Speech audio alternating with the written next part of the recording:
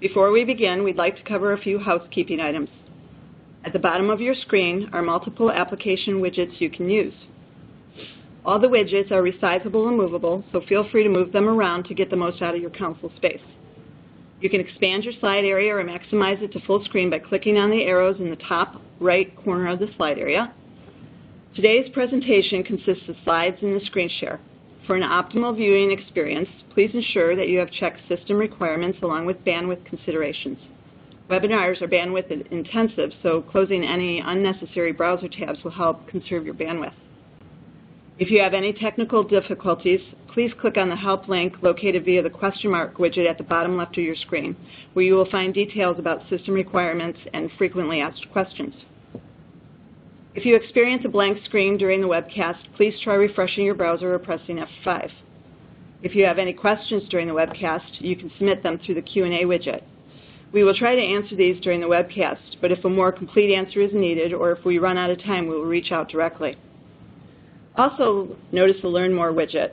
Here, we've added a few links to a Strobe fact sheet, a recently published blog that correlates with today's presentation, as well as a copy of today's slide presentation.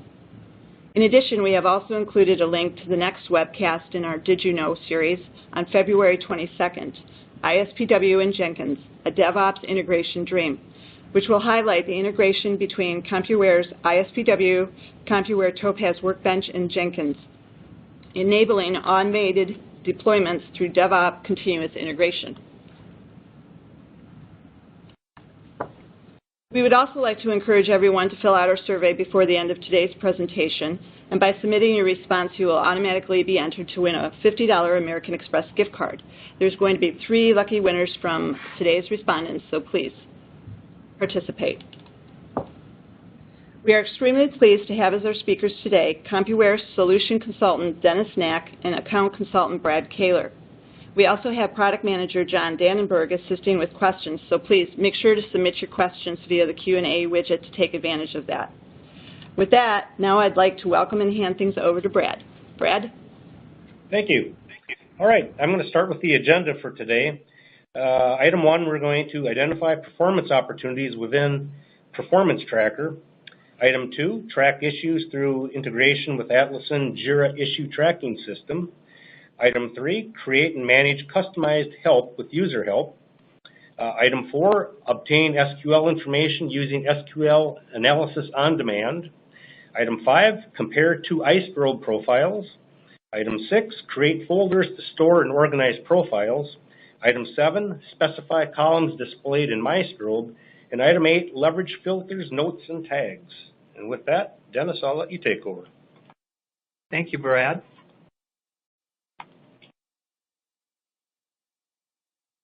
I'd like to thank everyone for attending today. What we'd like to speak on today is some of the features within iStrobe that you might be less familiar with. I'd like to start with talking about Performance Tracker. To navigate to Performance Tracker, I can either click on its icon within the iStrobe display, or I can utilize the menu/hamburger up at the top part of the iStrobe display. I'm going to use the menu/hamburger icon to navigate to Performance Tracker.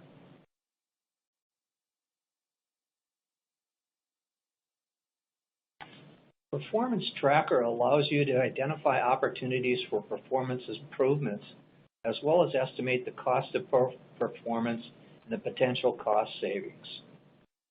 An opportunity is a specific instance of poor performance that, when corrected, yields an improvement in the performance of the job. Opportunities are tracked by profile. Profiles, along with the opportunities identified for each profile, are collected by projects. A project specifies the cost set to be used to calculate both the initial cost and the potential savings. So what I'd like to do now is originally just set up the cost set. So I'm going to click on the cost set icons. I'm going to go in and I'm going to add a new cost set. I'm going to call it mainframe_costs.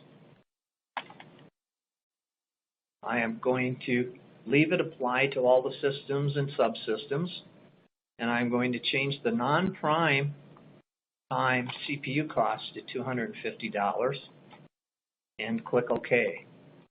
With that said, I've added the cost set that I'll be able to utilize when I go in and create a project. Now, to get back to Performance Tracker, I don't typically use the breadcrumbs at the top of the screen. So I'm going to click back to Performance Tracker, and I'm now going to create a project to accumulate my opportunities in. So I'm again going to add a new project, and just for my correlation, I'm going to name it the same as I named my cost set. The cost set I'm going to change to be the one I just set up. And since I'm not a very good typist, I'm going to leave the description in the comments blank and just click OK. And now I have my cost set added. So what I do now is I'm going to go back into my Strobe and add a profile to this project, and then I'm going to add an opportunity out of that profile. So again, to get back, I'm just going to use the hamburger icon at the top, and I'm going to go into the profile display, which is my Strobe. Something we'll be discussing a little later, but I'm going to utilize now just to trim the list of profiles I have, is the filter. And I'm just going to use the text filter, and I'm going to narrow the profiles down to those profiles that start with COBOL. And I'm going to pick on the COBOL before profile throughout this complete presentation. So what I'm going to do is I'm going to highlight that profile, and again, I can right-click to add it to a project, or I can use the menu/hamburger up at the right-hand side of the page to have a drop-down list of those things that I'm able to do.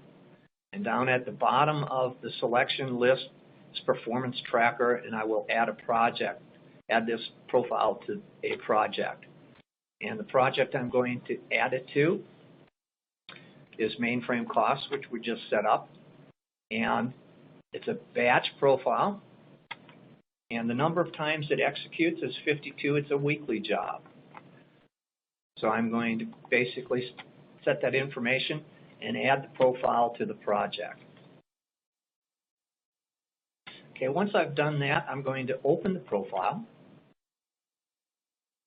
And I'm actually going to navigate from the Strobe Advisor display down into the detail in the program CPU usage display.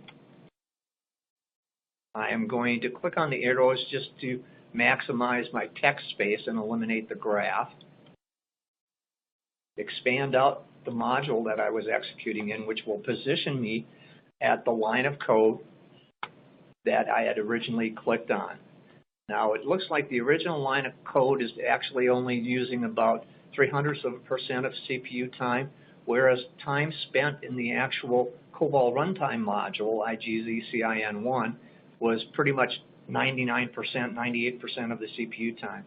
So I'm going to click on that as my opportunity is to evaluate why this COBOL runtime routine is consuming so much CPU. So once I click on that, I'm going to click on the $ at the top to add this opportunity to Performance Tracker. And I'm going to add it to the project we've just set up. I'm just going to call it High CPU for the opportunity. And it is a CPU opportunity. It is in the code, and there are various statuses. I'm going to use the new status, but if I click on the drop-down, there are various statuses that I can utilize to track this opportunity as it goes through the various phases of being corrected or identified.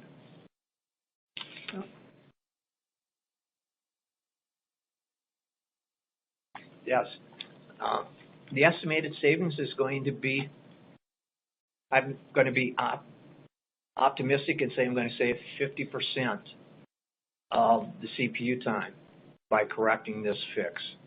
So now at this point, I can click OK, or if I'd like to see some details about this opportunity, I can see the details. I could see its original annual cost based on the numbers we specified in the cost sets, which are dollar figures. So when I changed that to $250, it meant for non-prime time, a CPU hour was worth $250 is what was being costed for it. I can also see the potential savings in both CPU and runtime. So I'm going to close that out. I'm going to actually click on OK, and the opportunity has been added to the project. Now if I jump back off to Project Tracker, or Performance Tracker, I can now go under Projects. I will see that mainframe cost is set up and I have a plus sign next to it, so I can actually go in and see that Cobalt before was added to it. Its CPU consumption for a single execution was 6,000 seconds. It's executed 52 times a year, and its annual costs are basically $23,000. If I click down below, this will tell me about the opportunity that I added, which we described as high CPU time, and I estimated my savings at 50%. So next I'd like to go in and I'd like to talk about issue tracking. So issue tracking allows the integration of the Compuware products with Atlassian's Jira issue tracking system. They can be leveraged from the event date web viewer or from iStrobe to log issues directly into Jira from the Submit Fix Request page. This integration really enables the recreation and debugging information to be stored in a Jira, which can then be used to track the issue and assign it to an application development team for resolution. So the first thing I need to do for issue tracking is to actually set up my interface with Atlassian's Jira. To do that, I need to jump off to Compuware Enterprise Services in the administrative function. So I'm going to use again my hamburger icon and jump off to administration. I am going to jump into issue tracking. And because I'm not an exceptional typist, I've actually already keyed in some of the values to set this up. So instead of adding it, I'm just going to edit the one that I previously set up, which is a mainframe cost Jira. So I'm going to highlight that, and I'm going to go in and edit to show you what you need to do to set up the integration between iStrobe and Jira. The first thing that we're going to do is we need to identify or name our Jira interface. We tell it it's going to be a Jira interface. We identify the Jira server. I've given it my username, and I'm going to give it my password so I can continue on. So I've identified my location and my credentials to get into Jira. As I click Next, it's going to take me to where I needed to specify my project information. And I only have access to open Jiras for application development project, so I have no additional pull downs. But the issue types that I can open are bug, new feature, story, or task, and in this case it's going to be for a bug. As I click Next, it's going to ask me to map the fields from the fix request to fields in Jira. And what I've done is I'm using the fix request to get the summary as well as the description. I'm using some of the default values within Jira itself, as well as some customized values. So once I've set up that mapping, I just click Finish,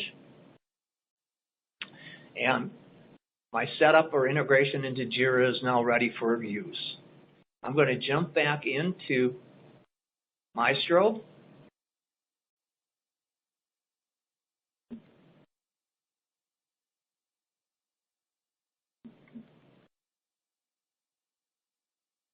And maintain my filter for Cobalt, so I'm going to pick on Cobalt before again. And this time I'm going to open the profile by clicking on the profile name. I'm now going to submit a fix request. Now, on the various pages where you can do fix requests, there'll be a little icon of a bug over at the right-hand side of the screen, and if you hover over it, it says Fix Request. So all I really need to do is to click on that bug, and it's going to open the Submit Fix Request page. I'm going to say, hi, CPU, and I'll just repeat that, hi, CPU. And at this point, I can either click OK and the JIRA will be open, or if I'd like to see some of the information that's going to be passed into that JIRA, I can click on Details. And it's basically going to give the link to the iStrobe profile for which this JIRA was created, as well as some information about the job and the step that were run that were part of this profile. So once I've entered that information, if I click OK, it will go out, use my interface, and open up a JIRA. And as you can see, it notified me that a JIRA was opened. And if I click on the link, it will actually take me into that JIRA, and it will show me that, you know, I am the person who opened that. No comments yet on this issue, but it was a high CPU time, and the attachment contains the information on that high CPU time, and again, it was a bug. So once I've done that, I can now follow through with the normal JIRA tracking of either tracking the issue or going in and assigning it to someone to work. Next, what I'd like to talk about is user help. And I'm just going to use the same module I currently have up, which is the Cobalt Before and Inspect Bad. You notice on the Strobe Advisor that 98% of the time was spent on line 74 in Program Inspect Bad and Section Inspect Bad. Well, you notice it's not underlined, so there's no help available on this. If I had information on this module that I'd like to share with other members of the team, I can actually go in and provide user-provided help, which allows me to create and customize help for iStrobe for those things that might be site-specific or unique to your individual site. So what I'm going to do is I'm just going to, again, use the menu or hamburger icon, and I'm going to jump off to user help. And I'm going to add user help for the Inspect Bad module. So the status is in progress, and there's two statuses, in progress and publish. In progress means I'm still developing the help. I'm going to publish mine immediately. And it's help for a module as opposed to compiler options or general help. So this is for a particular module, and the module name is INSP-BAD1. So my title, I'm just going to make it the same as the module name. I'm going to put in some text.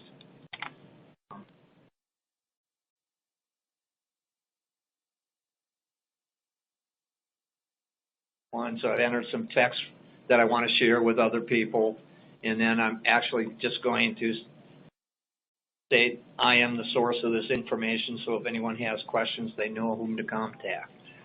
So once I've entered that user help, I'm going to click OK, and because I changed it to publish, it is going to publish this immediately. So, all right. So I now have my user help. I'm just going to click the browser back button, and I'm back at my Strobe Advisor. And you notice, because I now created user help, that within Strobe Advisor, where it's talking about the module, I can see that it's the module INSP-BAD1 is now underlined, and it's changed colors into blue, and that really means there's help available for that module. So now if I do nothing more than click on that underlined module, much like the other help, it's going to take me to the help topics. I can see I have help on module Inspect Bad. And I'm going to click on it, and there's the comments I wanted to share with the rest of the team. All right, I'm going to close out the help window. And the next thing I'd like to do is I'd like to talk about SQL analysis on demand. And what SQL analysis on demand allows is it allows us to dynamically obtain DB2 explain and catalog statistics. It also allows us, if we're making changes to a SQL statement, to go out and make those changes and sort of model it and grab the new explain data or catalog statistics associated with that updated SQL statement. So I'm going to, again, use the icons up at the top. I'm going to go into my Strobe, which is where all the profiles are displayed. And I'm going to remove the COBOL filter. And I'm actually put some DB2 programs out into a folder that I have. So I'm going to trim the display just to those folders where my information is stored, and I put it out there under my username. So I'm going to look at information just saved in a folder called Dennis Knapp. And these are the profiles I put out in that particular folder. So I'm going to go to one of my DB2 profiles, which is no SQLAF. I'm going to click on it to open that, which now puts me into Strobe Advisor. The statement that consumed the most CPU consumption happened to be this particular fetch statement. And I'm going to go into the details by going to the DB2 profile report for this particular SQL statement in Strobe Advisor. And that's going to take me into the details positioned at the statement I had clicked on. And SQL analysis information can be gathered when you create a profile, but if for some reason you forgot to do that or the explained data didn't happen to be included in your profile, you can request this on demand. So I'm going to click Request SQL Analysis on Demand. I am going to authenticate with the mainframe. And now I'm going to go out and I'm going to gather the explained data and the catalog statistics associated with this particular SQL statement. Now, when that information is obtained, it will either obtain the information from existing static SQL that's been incorporated by doing explain yes at the time you bound, and if that information is not available within a static plan, it will actually go out and do a dynamic explain on that SQL statement. So I'm just going to go and submit the statement for analysis. And it's going to bring me back my DB2 information. So it's going to bring back, this is the SQL statement I explained. It's going to bring back the explained data. It's going to bring back the catalog statistics. Now I'm just going to close that out. And I'm going to do one additional thing. I'm actually going to relaunch that as if I were making a change to that SQL statement. And in this case, I'm going to make it worse instead of better, because I'm going to go in and remove the where clause. And then I'm going to say to test that SQL statement. And it's actually going to go out and do the explain on that altered SQL statement. Next thing I'd like to do is compare two profiles. So I'm going to close out my SQL analysis. I'm actually going to go back to my Strobe. Close out my folder and again do a filter on COBOL. And I'm going to compare two profiles. So what iStrobe does is it gives you the ability to compare two profiles down to the line of code. So in order to do the comparison, I'm going to hold the Control key, and I'm going to click on the two profiles that I wanted to compare. Once I do that, again, I can either right-click and do the compare, or I can go up to the hamburger/menu and ask it to compare the two profiles. First thing it's going to do is it's going to throw me into the measurement session data report, which is a summary of what occurred for each of the jobs. And I can actually see from this that my runtime went from 180 minutes down to 4 seconds. I might be satisfied right at this point to say I made a significant improvement. This is basically a horizontal view. If I wanted to see this side by side, I could also click on the window icon at the top of the screen to split it vertically. And then I can navigate to any of the reports that I want to get to the detail, including the Strobe Advisor report. So it's very useful. The screens stay in sync. As I scroll down, it will keep the screens in sync. As I navigate to different pages, it will synchronize the screens. All right. Next thing I'd like to talk about is folder creation. So I'm going to go back to my Strobe again. And what folders do is it allows you to separate your profiles into a folder so that you only need to view those profiles that you've put in a particular folder. So it gives us a way to store and organize the profiles. By default, if you change nothing else, all the profiles by default are going to go into the iStrobe folder. This can be changed at the time that you're creating a profile. So I'm just again going to click on the hamburger at the right-hand side of the screen. I'm going to have it create a folder, and I'm going to just name the folder my TSO user ID. And I am now going to change the filter a little bit, and I'm going to change it to HCC to pull up some different ones. And now what I'm going to do is I'm just going to copy a profile, actually move the profile into my new folder, newly created folder. So I'm going to move the profile, and this time I used the right click as opposed to the pull down menu.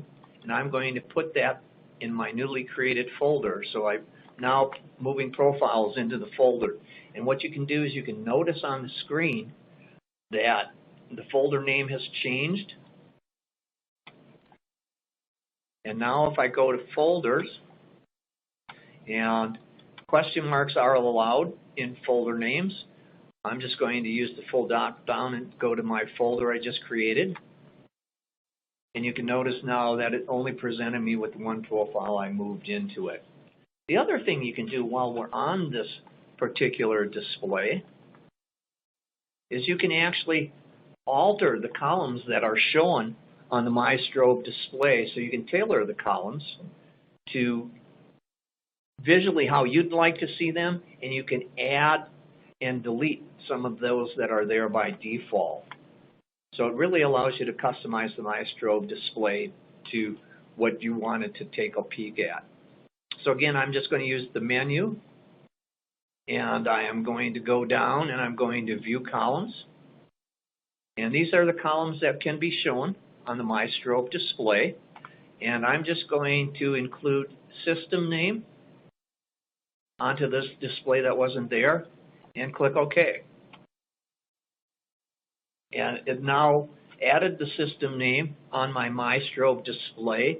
And I'd kind of like to see the system name right in front of the LPAR name. So I'm going to click on that. And I'm going to drag it over in front of LPAR so I can move fields around on my display to keep the important stuff on the initial display right in front of me. Something I've done before as we're going through this was to utilize filters. And what filters do is it really gives me a way to trim the profiles being displayed in the My Strobe display. For most of the filters, wildcards for a single character is a question mark, and if you want a wildcard for multiple characters, it's an asterisk. But there are multiple different types of filters that I can use. If I click on the More filter, I can actually do filtering based on profile name, job name, step name, etc. So if I was to click on job name, I can now basically go in and I can do a filter, and I want to do those that say HCC, an asterisk for a wild card, just 3. And it brings up the one profile, trimmed down to the one profile that I brought up. So I can utilize that filter.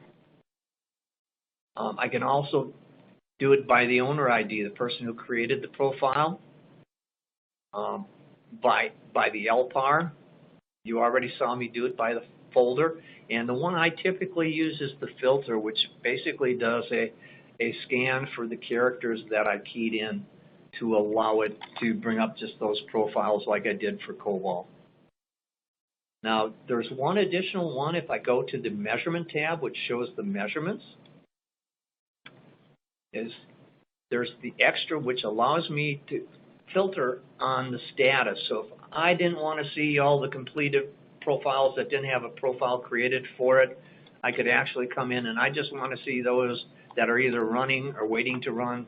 So I can click on the status and choose active and queued for the status. All right.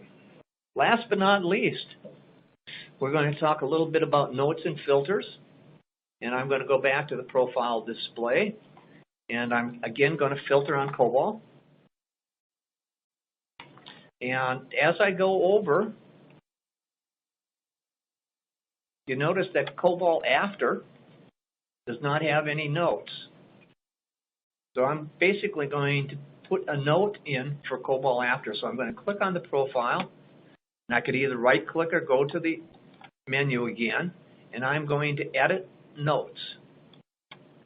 And I'm just going to say this is a note, and click OK. And now if I scroll over on the note field, you will notice that it now has an icon denoting that notes are there. So I'm just going to go in and view that note, make sure I keyed everything in correctly. So I'm going to view notes. So notes have a real limit of about 4,000 characters. So if you wanted to share information regarding this profile, notes would be a good place to do that. The other thing that's pretty similar is doing tags. The benefit of doing tags is that the actual tags that you enter are shown on the iStrobe display under the tags field. So what I typically do is I use the tags to go in and see what type of profile I have. So I'm going to actually go in and create tags.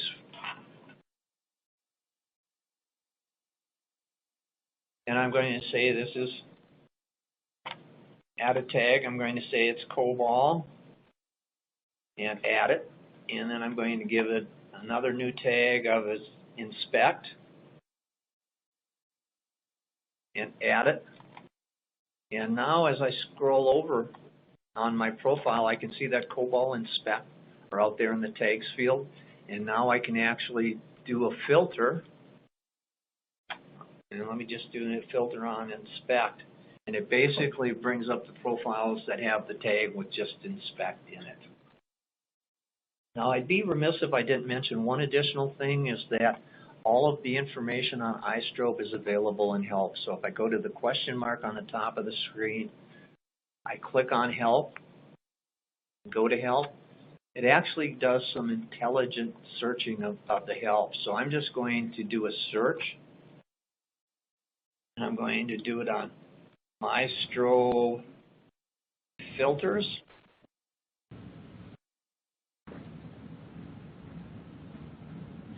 And all the information on filters, it found 24 hits that mention this information. And if I just go to filter the list of profiles, it'll bring up help and it'll tell you what each of the icons that you can use for filter is. It also tells you about the use of the question mark and the asterisk. So help is very powerful within iStrobe. And within that, I'd like to turn it back over to Brad to wrap it up. Thank you, Dennis. All right. So for recap, we demonstrated how to collect performance opportunities with Performance Tracker, track performance issues through integration with Atlas and Jira, create customized help, obtain SQL information dynamically with SQL analysis on demand, compare iStrobe profiles, create folders to store and organize profiles, tailor display columns in MyStrobe, limit profiles shown with filters, and add personal comments with notes and tags. Great. Thanks, Brad. Thanks, Dennis, for showing us those hidden gems. Before we kick off to our Q&A, I just want to remind everybody that's still on the broadcast to take advantage of filling out the survey. It will help not only us, but it will definitely help you. We're offering 3 American Express gift cards for those who participate in the survey. And with that, I'd like to kick it off to Q&A with the team. Thanks, Janet. Let's see. First question we've got. Dennis, what version of iStrobe are you running on this demo? For this demo, I'm running the most current version of iStrobe, which is 18.2. All right. Next question. Is there a way to have real-time alerts? Example, there might be a DB2 query or an online transaction came to the system that causes high CPU. In this, can email alert be generated? Okay. AutoStrobe has the capability of looking at the elapsed time of CICS transactions or the runtime of a batch job and generating an alert. So I'm not sure if that's what we'd like to see or not, is the alert out of AutoStrobe. Right, thanks, Dennis. Let's do one more question here. Are the issue tracking settings specific to the individual user or shared by all users? It can be set up either way. In our environment, we have it set up so that the JIRA is set up to notify people, and it's based on the individual that's actually performing the work. But you can also set it up to do an email to a group of individuals for the JIRA. All right. Thanks, Dennis. For any of the questions we didn't get answered, we will email you directly. Thanks again for attending today's webcast. As Brad mentioned, for those questions that we didn't have time to get to, we definitely will reach out directly to you. We are here if you need to contact us. Thank you, and enjoy your day.